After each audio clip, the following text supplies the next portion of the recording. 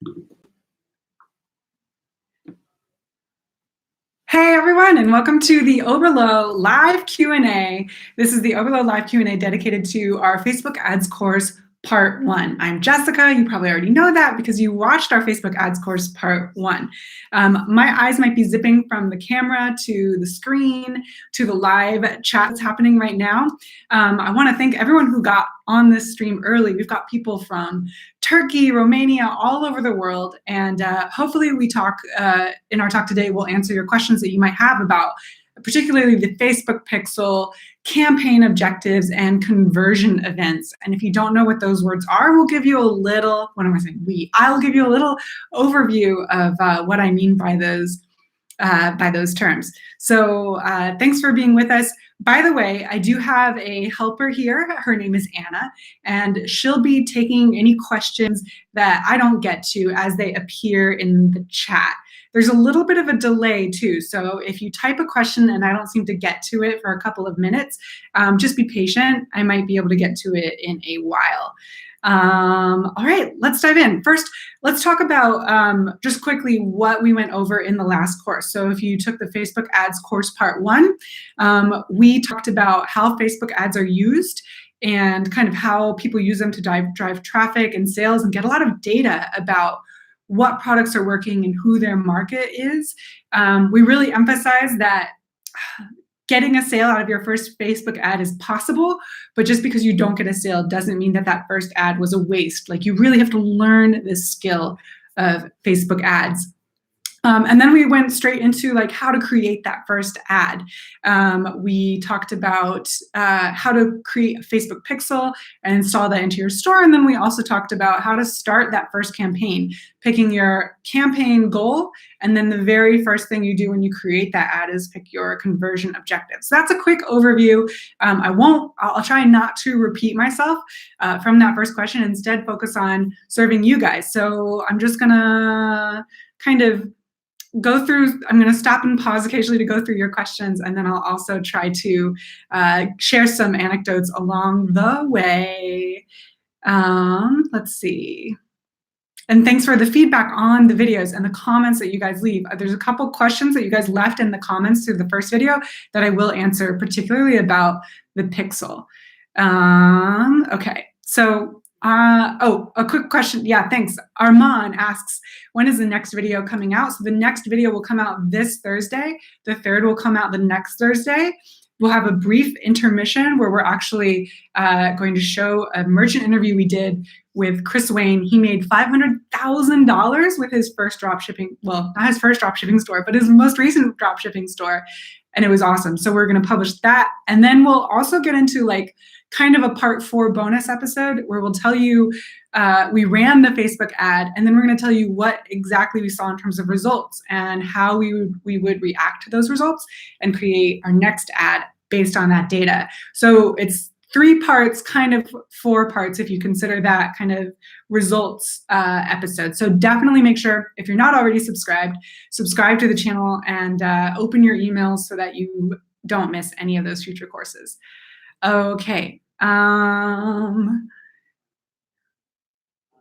Screen's not frozen. Okay, I am going to, let's talk a little bit about the Facebook pixel, that code that you installed in your Shopify store, because I heard some confusion around what exactly this pixel is. So pixel, you can think of it, well, it's a code that you paste into your Shopify store. It comes from Facebook. Think of the Facebook pixel like a little shop assistant. And your shop assistant is just sitting there watching every single visitor that comes to your store and taking notes about, okay, they're clicking on an item, they're viewing it, they added it to their cart, they started the checkout, and then they abandoned. Or they started the checkout and they put their payment info in and then they abandoned. So this little shop assistant is able to look at everything that happens in your store, right? He doesn't miss a thing. Now, when you think of it like that, it helps you see what the value of the shop assistant is. In the beginning, it helps you really get data on who's visiting your store and what they're doing. In the future, this shop assistant will have all the data from everyone who's logged into Facebook, who visits your store, and they can use that data to, or you can use that data to create lookalike audiences and retargeting audiences. That's a little bit of advanced Facebook stuff, but the point of it is, the reason that we tell you to install your pixel early on is you don't want to let a single visitor to go into your store without you taking notes on them and learning from that visitor, starting from day one all the way into the future, right? So that's why it's so important to install that pixel first. I know it's not, it's not the most exciting thing to do when you're setting up a store, but it's so essential, and it's really exciting what the pixel can do later on. So I'm also going to talk about, so a question that was left in the comments of the first video was, can you have more than one pixel? And the answer is yes, kind of, because you can have, you can have one pixel for each store. Like, you don't need to hire 2 shop assistants to take notes here. The one shop assistant will always get everything. So if you have one dropshipping store, you're only going to need 1 pixel. Now, if you have multiple dropshipping stores or just multiple Shopify stores, you can install a pixel, and you'll have a unique pixel for each store. So each store will have their own shop assistant. So that answers that question. You don't need to think about, like, how do I get a second pixel up and running? No worries. If you have one, you're all set. Another question that I'm seeing is, will testing the pixel contaminate my data? So as soon as you install the pixel, Facebook says, why don't you test this? Like, go to your store and click around, and let's make sure that Facebook is picking up on all your clicks that you're making. If you're in your store testing it, you're just one person. And the beauty of Facebook Pixel is that it's going to learn from all the visitors to your store. So don't worry at all if you're in there clicking around and testing your pixel. Don't worry that Facebook is going to think that only people exactly like you want your product. It won't. It understands those first few clicks are you testing it out, and it's way more important to make sure your pixel works than to be worried that you're contaminating your own data. You're totally fine. And then another comment that I've seen is, I installed the pixel and nothing happened. The reason that is because probably you don't have anything happening in your store because you just set up your store. So that's okay. And in fact, when you go a couple steps down, and we'll get to this in a minute, but when you go to picking your conversion event, when you're setting up that ad, you might see a little red dot next to all those conversion events. All of those conversion events correspond to actions that the pixel can track, such as view content, add to cart, and so on. So when the icon is red next to that conversion event, it doesn't mean your pixel is not working. It just means your pixel doesn't have enough data for that action yet. You can still use it. And in fact, the whole reason you run Facebook ads is to drive people to your store and get that data in front of your pixel shop assistant so they can see all that traffic and track what they're doing, right? So hopefully that answers some questions about pixels. I'm just gonna browse a little bit and see if there's any that I can see. We've got a lot of people saying, like, I'm running ads and I'm not getting sales, and is 24 hours enough? Let me, I know this is a bummer. I know dropshipping is so cool because it's so instant, right? Someone orders a product, you buy it from AliExpress, boom, it's on its way. When it comes to Facebook ads, 24 hours is just not going to be enough to know everything you need to know. Now, 3 days could be enough to start to learn something. So be patient, but realize you don't need to wait for months to learn from this. If you're getting traffic to your store, but you're not getting sales, there's so many reasons that might be. And the good news is that means there's so many things that you can tweak and fix and start to get those sales coming in. In terms of videos that we've done recently, I think we just did one on branding. Yeah, losing track, but we just did one on branding, which is really great to check out because it talks all about how you can create that visual look and identity that earns trust.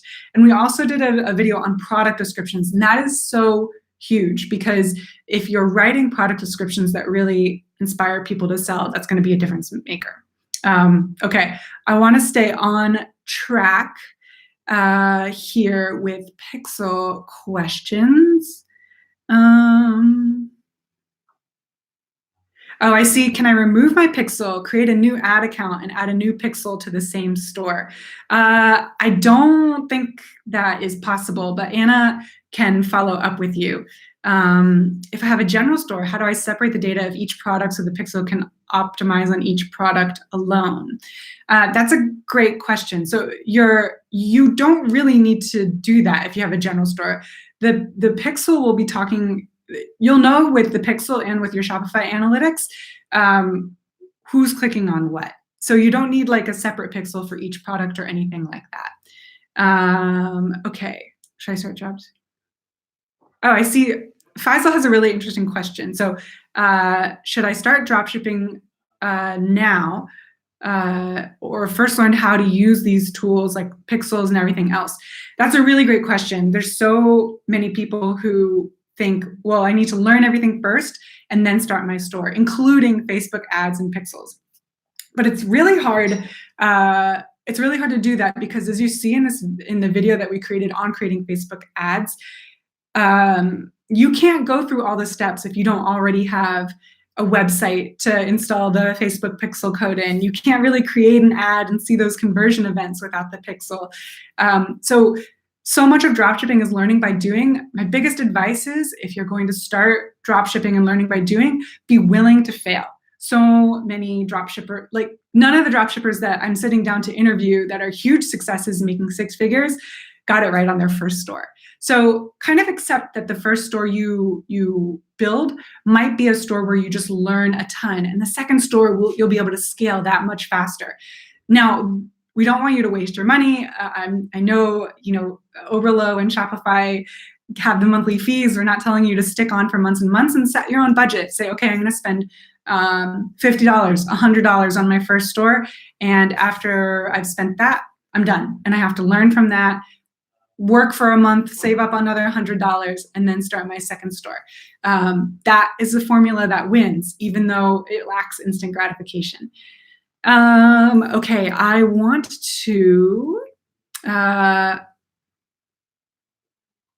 had a pixel and ran my first ad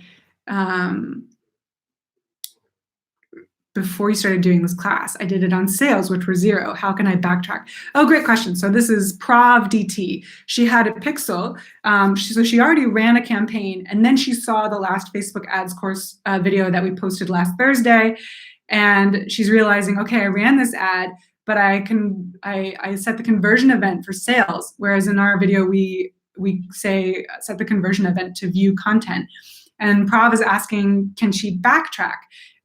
So the answer is absolutely. Yes, you can just create a new campaign and do it with view content.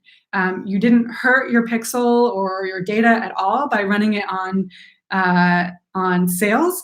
And in fact, I have to say, so we created this Facebook course. We looked at all kinds of courses out there and did our research, and it's a composite of kind of standard best practices.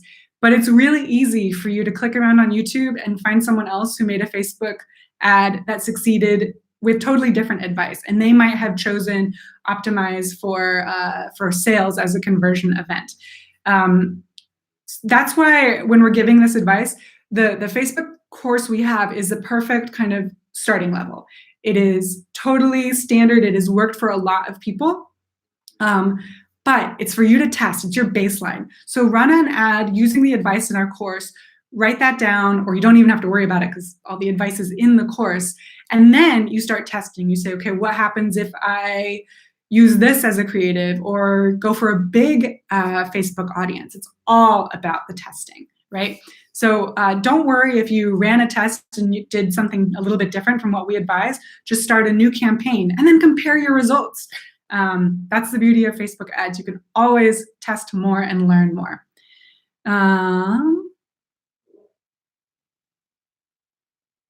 Okay, I just wanted to touch on a couple things. One thing, actually, a big note, if you're watching, there's going to be some changes on Facebook. And I know you might be sick of hearing that if you're in the dropshipping world. There's always changes on Facebook. You got to be willing to roll with the punches in this business. One change is it's rather cosmetic, but the dashboard, the ads manager dashboard that you see is going to change a little bit. I don't know how. I don't have any preview of what that will look like. I hope that all the calls to action will be similar, because what this means is that the other two courses that we've pre-recorded, if you're following along, you in your live Facebook Ads Manager, say in May, will see something a little bit different than maybe you see on the screen. Hopefully everything should be fine to follow along, and if it's not, that's something that we'll work quickly to try to correct. But this will happen on May 1st, from what I'm hearing in the Facebook community. So just be aware of that. Nothing is wrong with your computer if you log in and it's a little different. So I just want to let you know that. By the way, so we assigned questions at the end of the last video, and the first question we asked was, what's the first step in creating a Facebook ad? And we gave 3 options. A was the ad set, B was the ad itself, and C was the campaign objective. And if you answered question number 1 with answer C, the campaign objective, that is correct. So the very first thing you do when you go in and create your ad is choose your campaign objective. And we suggest you choose conversions. Now, when you're in Facebook, it gives you a couple of options. It says you can make your marketing objective awareness or consideration or conversions.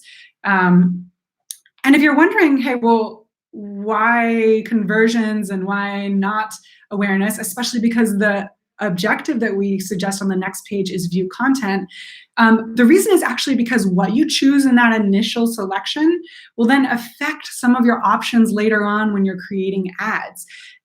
You might not be able to choose, for example, Instagram carousel ads if you choose awareness. And I found, I'm going to send you guys a link just in case you want to get dorky on this, but there's a great article by Ad Espresso about what you can and cannot do with each campaign objective. So in case you were just skeptical or wondering why does we suggest conversions in that first step, that link should help you out. I dropped a link to it in the chat.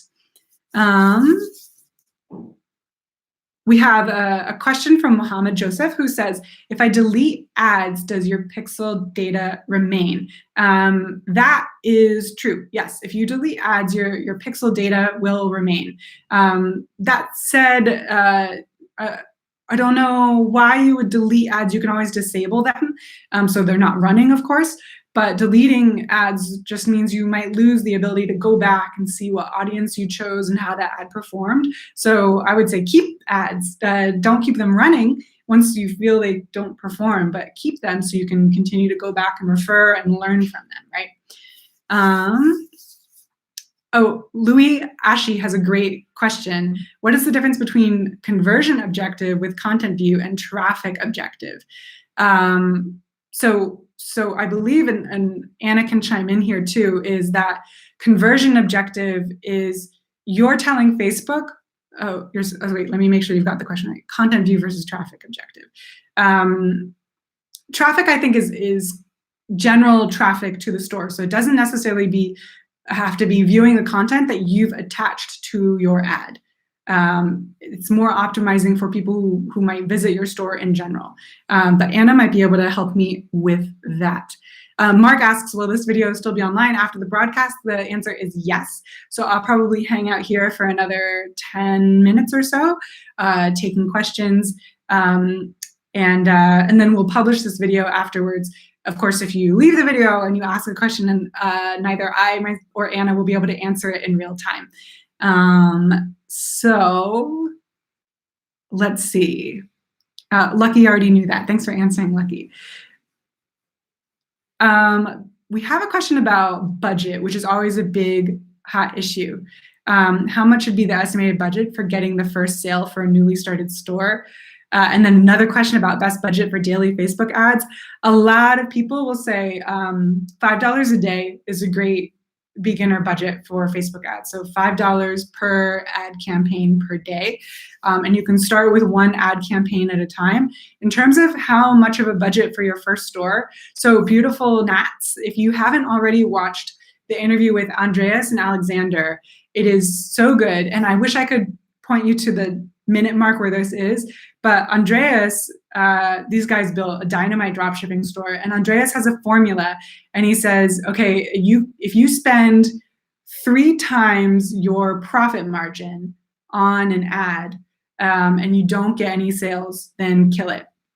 So you can see with this formula, there's no set dollar amount. I'm not saying like, oh, if after $100 of ads you don't get sales, then your store is gone. No, it's very product-based. It's not store-based. So it's a product-based budget, and it's based on the margin of the product. So for example, if you're selling women's leggings that cost you $5 and you're selling them for $20, that's a $15 profit. So if you spend 15 times 3 is 45. If you spend $45 on ads and you don't get a sale, then that is not a winning product.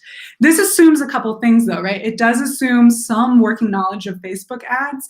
And also, of course, everyone might chime in and say, well, if you get 1 sale and you spend 3 times that amount, you're still not covering the cost of your ads. That's true. But Andreas gave this more as your kind of first ads that you run for a product.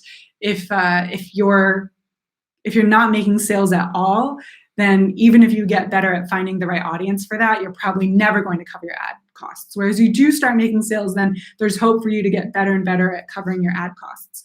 I hope that makes sense. And if it doesn't, definitely watch the Andreas and Alexander video and check out their tips. We write it out for you, so it's easy to write on paper and follow for yourself. Let's see.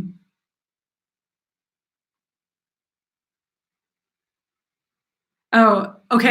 Hector asks, besides sales, what's the ultimate goal of a successful campaign? You're gonna hate my answer, Hector, but the ultimate goal is knowledge. It's before you roll your eyes though, here's what I mean. I don't just mean look at your Facebook ads and go, huh, interesting. I mean, get out Excel or a Google spreadsheet and create your own database of things you want to track and compare with each ad. Because if you get sales, great. If you get enough sales to cover the cost of your ads, great. But ultimately, you want that ratio to go down, right? You want to spend pennies or $1 on advertising and get sales off of that. And that takes constant learning. None of the drop shippers that I talked to just said, oh, great, now my ad makes enough sales to cover the cost of advertising. It's a continuous game. Once they reach that point, they try to get ad costs lower and lower and lower by creating better ads, by finding the right audience, right? So that's why we say, even if you don't get sales for your first $5, for your first $500, don't despair. A lot of dropshippers just give yourself a burn budget and say, okay, I'm gonna learn as much as I can with this marketing budget. And if I don't start to break even, I'm gonna pause that store, save up some more money and come back. I wish I could say it was easier or cheaper, and for some really lucky folks it is, but usually the lucky folks have already failed with like 5 to 25 other stores, and then they get lucky. So let's see. I do want to go through, so we were talking about the campaign objective, but the other part, the conversion event. So question number 2 from the video was, what is the best objective for dropshippers and why? And we said conversions. We already went over that. But then question number 3 was, what conversion event should you use for your first Facebook ad? And we said view content.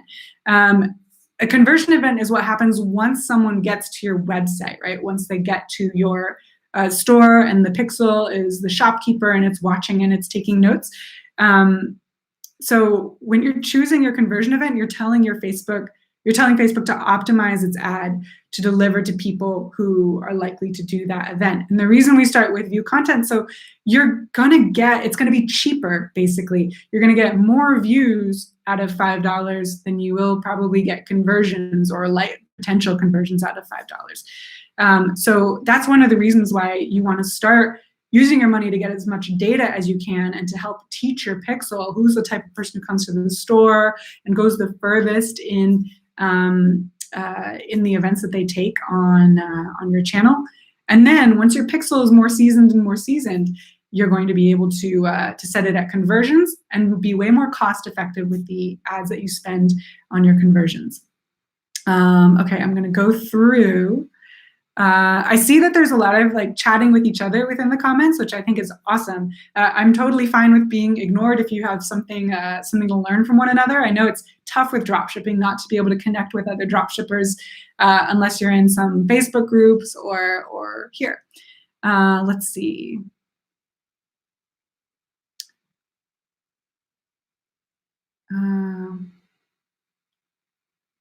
Oh, we have an interesting, so Manada, I think, asks, how do you choose a target audience for the 100 language necklace? So I think, Manada, that you're referring to the language we profiled in our 10 great jewelry items to sell in 2019, which is this necklace that has a little pendant, and then if you shine a light through it, it says, I love you in 100 different languages. And we mentioned in the video how it's great because you can target non-English speakers with a necklace like that because it does say, I love you in French and Portuguese and Spanish and all kinds of stuff, other languages, I should say.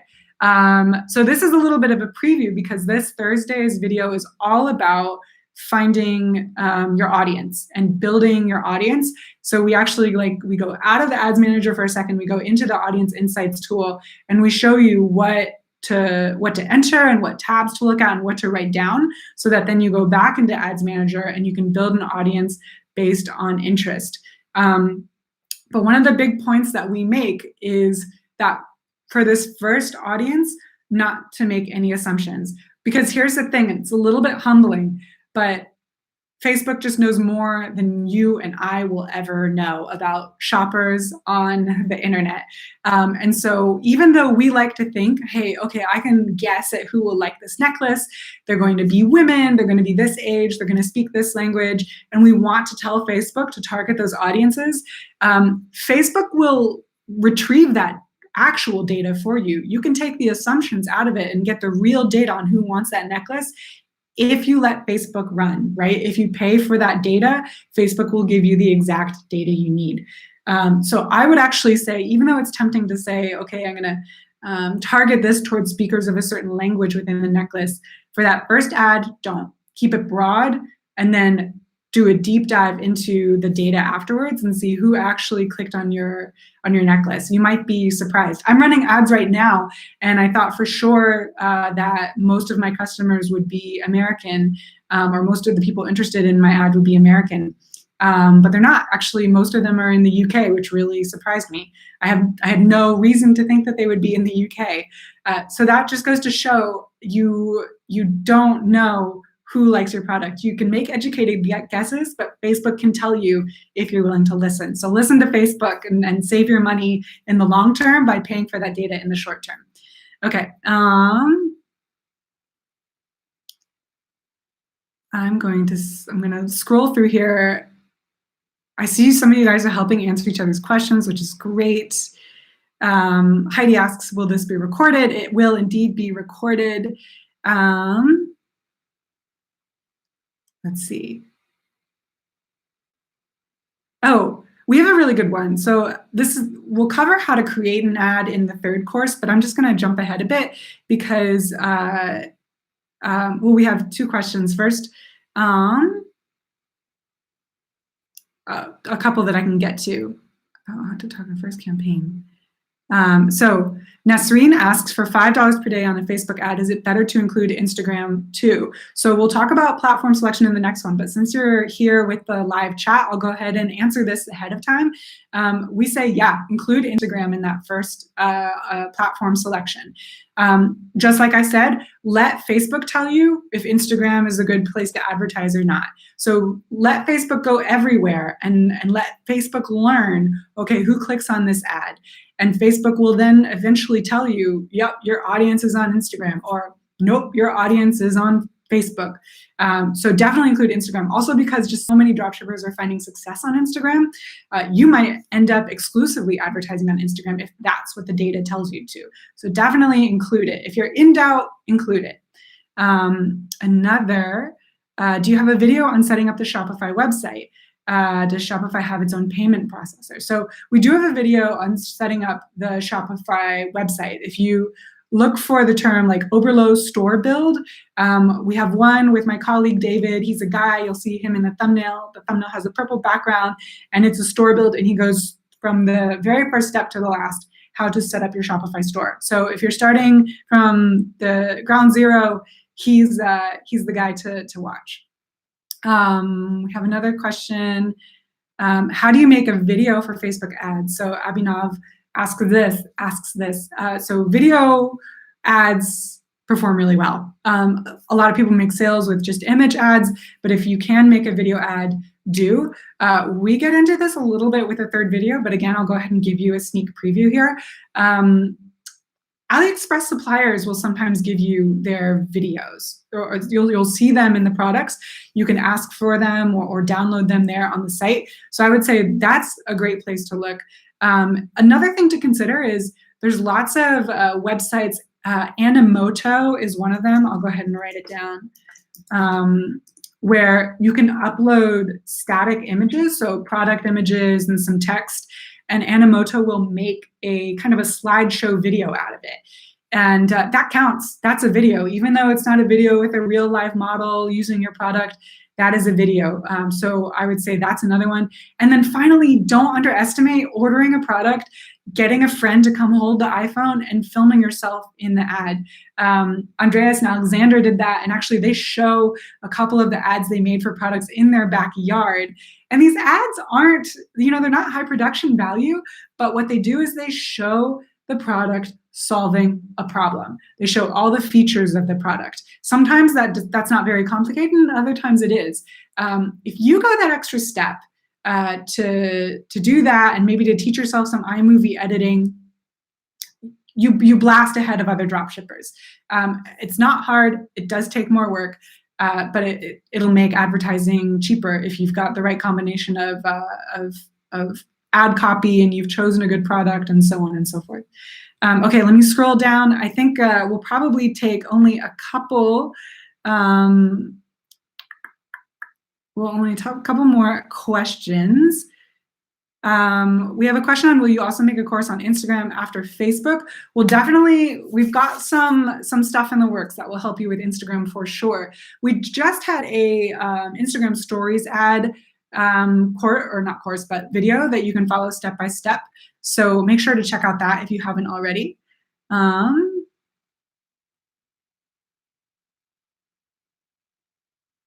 asked, how do you start selling online? Do check out that store build with David. That's great. And just like a general dropshipping, kind of intro to dropshipping video that we made back in early 2018, I think.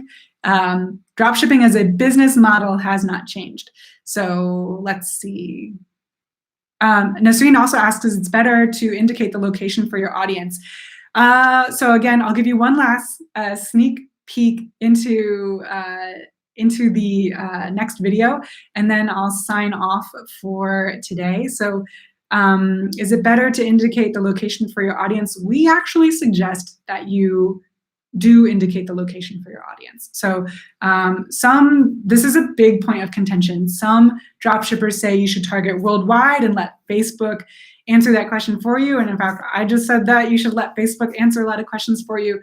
But for that first ad, we suggest targeting the big four. And if you're still watching, as a little like advanced congratulations presents, I'll tell you the big four are the US, Canada, the UK, and Australia. Why are those the big four? Well, they're all English speaking, which helps if you're creating your ads in English. You certainly don't have to, but a lot of dropshippers do. But a big reason that they are the big four is there's tons of online shoppers in those countries. In other countries, you just might not have the same volume of shoppers, or people might be more skeptical about shopping online, or maybe they don't have an easy way to pay securely online. Those countries are like solid. People are shopping online all the time. Now, it can be a little bit more expensive to target those countries because this isn't secret. Like, a lot of people know these are 4 huge e-commerce markets. However, it's also kind of a little bit more likely that you'll make sales. So with your very first ad, I do suggest sticking to those 4 countries. Okay. Okay. Oh, we have Of course, DT Phenom. I'll just get this because I think this is well, let me think for a second. Oh, Preveman says, would you suggest I hire someone to run Facebook ads or better to learn yourself? I think Facebook ads are fascinating, and I say learn it yourself. And if you have the means to hire someone, go ahead. But you may miss out on finding the really creative ways to catch engaged audiences. You have an incentive for succeeding with Facebook ads that sometimes an agency just doesn't. So that's why I would suggest go ahead and try this out for yourself. And yeah, I think that is about all I can get to right now. Thank you guys so much for joining. If you liked this live course, let me know in the comments, and also let me know what can I do better next time. Should I be talking more? Should I just pause and just go through the questions more? Whatever. We've got 2 more live sessions together, so we'll release the next Facebook ads video this Thursday, and it's going to be all about building your audience and choosing your platform. So you're definitely going to want to log in for that. And then I'll be back a week from now, next Tuesday, same time, same place, and we'll be going over the content of that Facebook video, and I'll be here to take your questions. And yeah, come with whatever you've learned as you've been working along the way and share it with each other. It's so cool. You guys are chatting so much with each other that I can't keep up, and that's just the best. You guys are total rock stars. So thanks so much for joining for this first live stream. Leave comments, leave feedback. If we didn't get to your question, we'll try to, and I'm gonna go ahead and shut up now. All right, bye everyone, happy dropshipping. See you on Thursday.